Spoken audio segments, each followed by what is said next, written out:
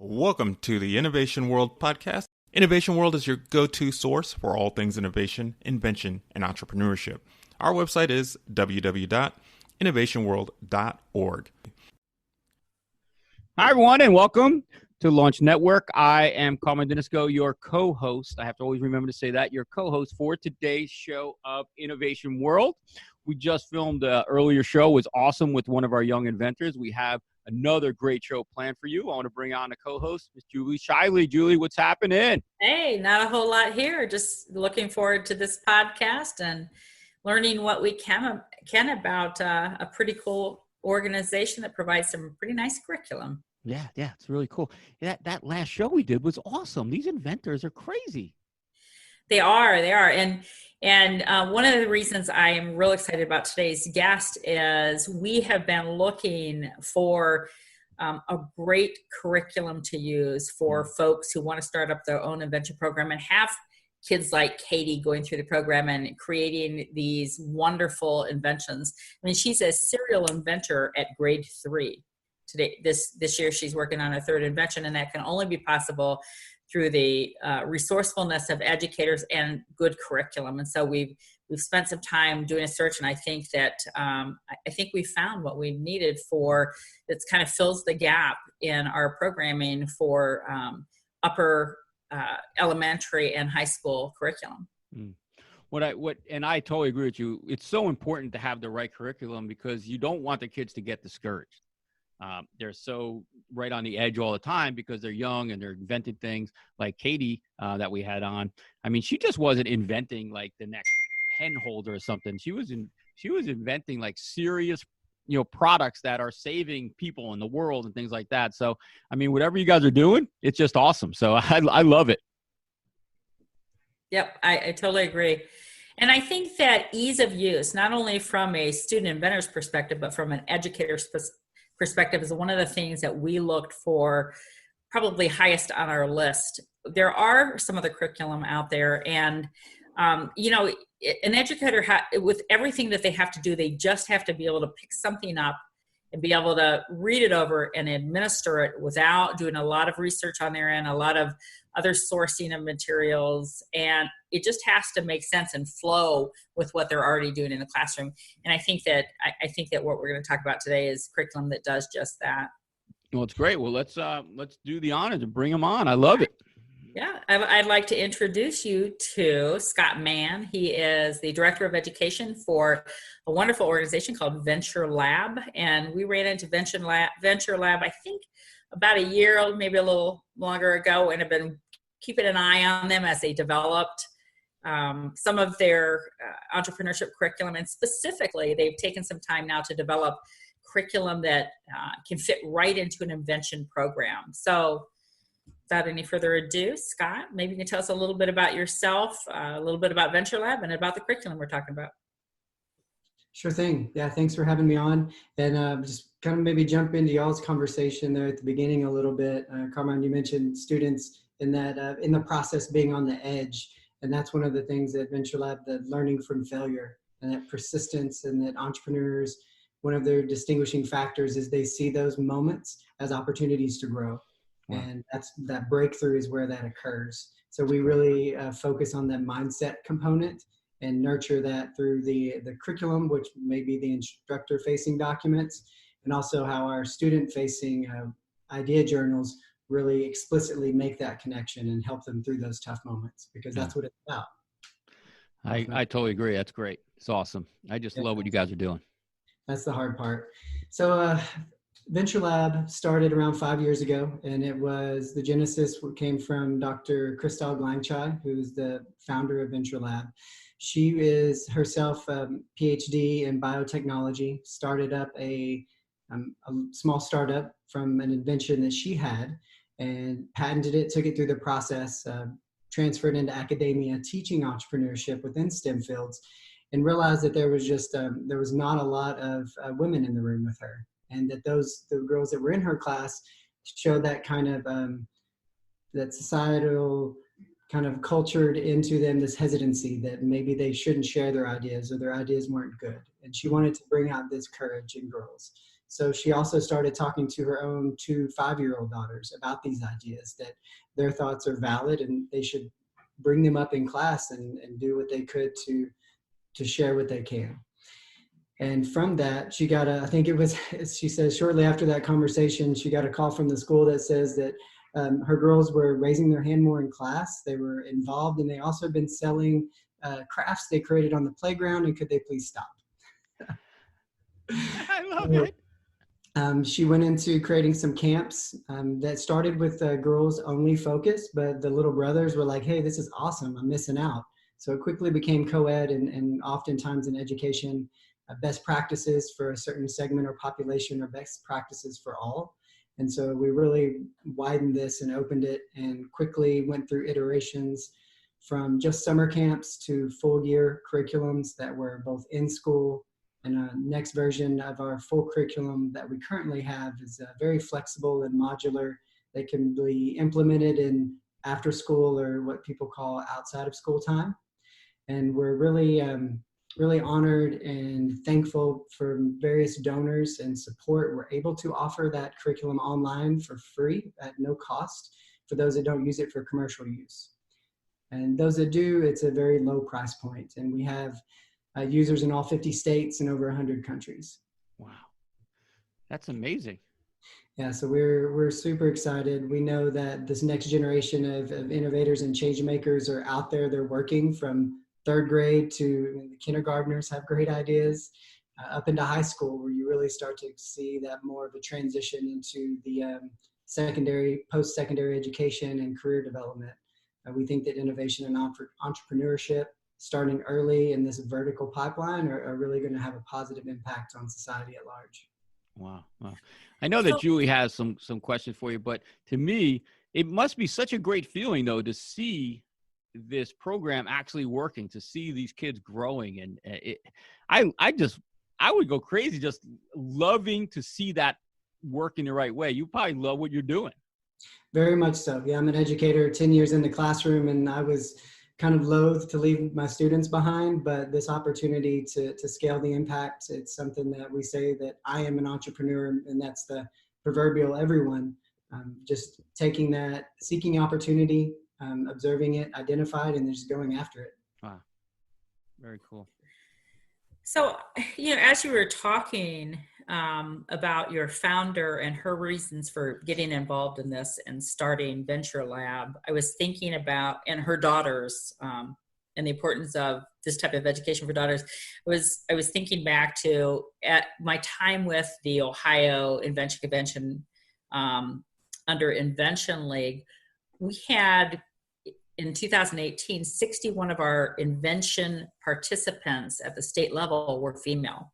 So there's something about invention, that type of innovation, as opposed to some of the other STEM programs, that really draws females. I'm not sure what it is. I'm happy that we can bring them in there, but I would suspect that's a lot higher number than robotics or science fair or some of those other traditional STEM. So it's a really good place to be in making curriculum for that, because it's just a natural, it looks to be a natural place for females to feel more comfortable, and then they can move from there. It can be that kind of the gateway program, if you want to use that term, gateway, for them to get into STEAM or STEM education, and then move out from there to other engineering type focuses. So I appreciate that you guys have spent the time doing this, and knowing that, the search that we've done, it's hard to find a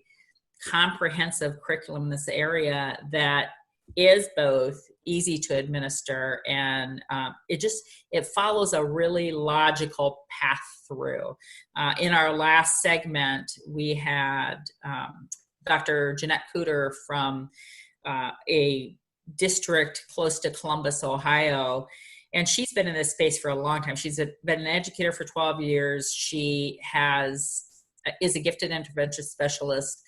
She has taught for more than 8 or 9 years the Ohio Invention Convention in her school, and she looked at VentureLab's curriculum for us, and hands down just absolutely loves it, and is ready to administer it in her school. So to me, you can't get a better endorsement from that than from that person who has been implementing invention education for as many years as she has. So you guys have done a really good job.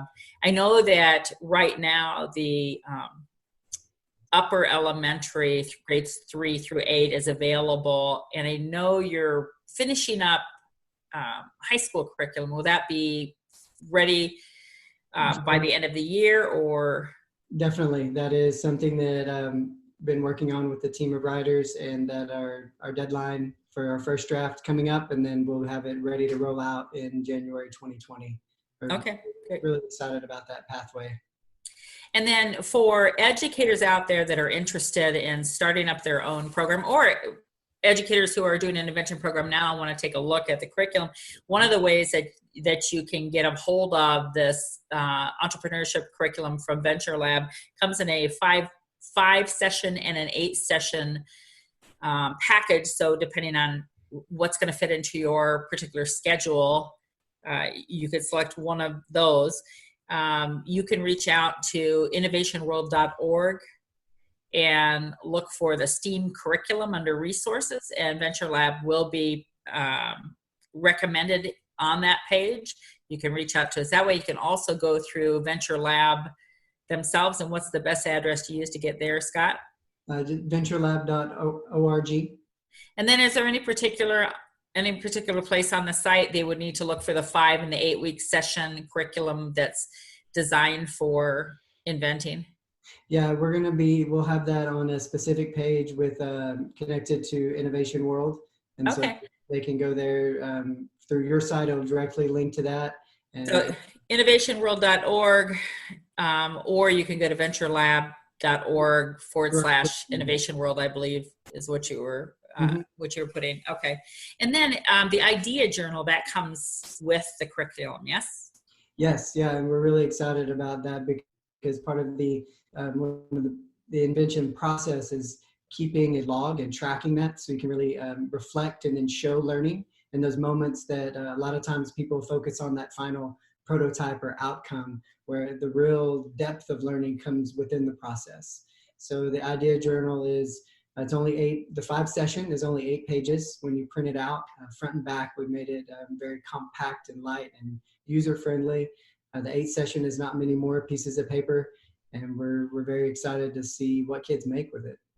So one of the things I noticed as I was going through that idea journal was, it seemed to me that not only would this curriculum appeal to any classroom teacher who is working through invention as part of their curriculum now, but it would also appeal to that after-school program, or even a homeschool parent who maybe doesn't even have that same background or necessarily the skill set as an educator in the classroom. Like, it was a pretty good walkthrough journal. So it wasn't just a place to document, it helped lead you through the process as you go through the journal itself. Very, very much so. And that's 20% roughly of our users are homeschool audience. Okay. And we write everything in mind with the non-educator. So we know that we're speaking to a very broad audience, and we want to make the tools and resources accessible to everyone. Okay. And then this curriculum, you don't have to have a competition to utilize the curriculum, but if you're looking to hold a curriculum or an invention program that does lead into a competition, this is perfect for that. Most definitely. There's also pitch events that can occur. We have some separate offerings that will help people through the process if they want to just have a pitch event, or what they're making can easily be taken to invention conventions as well. And tell me what a pitch event is, Scott. A pitch event, it can kind of be customized to your audience and to your area. So something for a homeschooling audience might look different from a public school, and then something in a college level might look different. But the basis is you have your students who've gone through this program. They have their idea, and they have created somewhere between a 60-second to 3-minute pitch. And that's where they're standing up and say, hey, this is who I am, this is my idea. And on the opposite side are a panel of experts or judges. Sometimes people structure it as a competition. Sometimes it's more of just an expert feedback panel. And it's really that culminating. As in the education field, we know there needs to be something at the end that kind of drives students toward, be like, okay, next Friday, you're going to be standing in front of a group of people, or next Friday, you're going to have the invention convention coming up. So your tangible does have to be there. I know we talked about the process, but part of that process, there is normally a deadline associated, and there's normally a tangible outcome. And so the pitch event is one of those tangible outcomes where kids get to show the world what they've made and talk about it. Wow. Very cool. Very cool. Hey, Scott, do you reach, is this just US based, or is it kind of worldwide? It is worldwide. It's actually, entrepreneurship is, I'm going to call it a phenomena, but it's generated a lot of interests. Some specific stories. In Nigeria, there's been several programs, and we call them VentureLab champions. These are people that send me an email and say, hey, I noticed this need in our schools and our students or my family and my own kids, and I want to give them this way of thinking where they can seek their own opportunities and create something for themselves and help their community or their country at large. Thank you for this curriculum. I understand it. I can use it. And my kids are having a blast. Wow. That's so cool. Knowing that what you've created is being used at different places in the world. Mm-hmm. That's pretty awesome, right, Julie? I think so, yeah. Yeah, we're so excited to talk with people, and we do a lot of virtual trainings online where we Zoom people in and give them the technical support depending on what type of program they're trying to structure, and give them more of a deep dive into what are these entrepreneurial mindsets, how can you as an instructor embody them, because we feel that first change comes within the instructor and the adult that's influencing the youth through the use of these tools. And it's amazing how often that the adult in the room will say, well, I'm not good at that. They're like, but don't you want your kids to be confident and courageous and bold? And they're like, well, yeah, of course. I was like, well, it starts with you. So let's try that again. Wow. Yeah, invention is a really good movement to get behind. I mean, there's just no downsides to it. It's a little bit of a roller coaster, but that's part of the beauty. And we mentioned that at the top of the program, where the moments of trials and tribulations and testing a prototype that doesn't work, or maybe having to ditch an idea altogether halfway through, that's where deep learning and memories are created. And when you apply those later on in the invention process, you're just going to be that much more experienced and better at it. You know, in the earlier show, Dr. Cooter was talking about how we used to be technology people in the United States specifically. You know, we were big on building new technologies, and thinking back into the 70s and the 80s and all the big organizations out there that were just really going, you know, crazy on it, you know, AT&Ts and the IBMs and all of those. And we really did get away from that. And I think what happened as a result of that is people aren't as resilient anymore because they aren't testing themselves constantly. They're not trying things and failing and trying them again and failing and trying them again and persevering in the end, because they don't have this type of system, or haven't had this type of system available for a long time. So I think one of the things invention does is it retrains, or it starts to train these young people and older people alike, but specifically young people to feel comfortable with those frustrations and the anxieties around failure, and helps reinforce to them that those are actually really positive things. And here's why: because, you know, to invent, to succeed, you have to fail along the way for it to be anything of value to you in the end. So I think that's what invention does. I think invention education really helps kind of reset the mindset that, you know, it's okay to fail and to continue to try so that you can in the end persevere.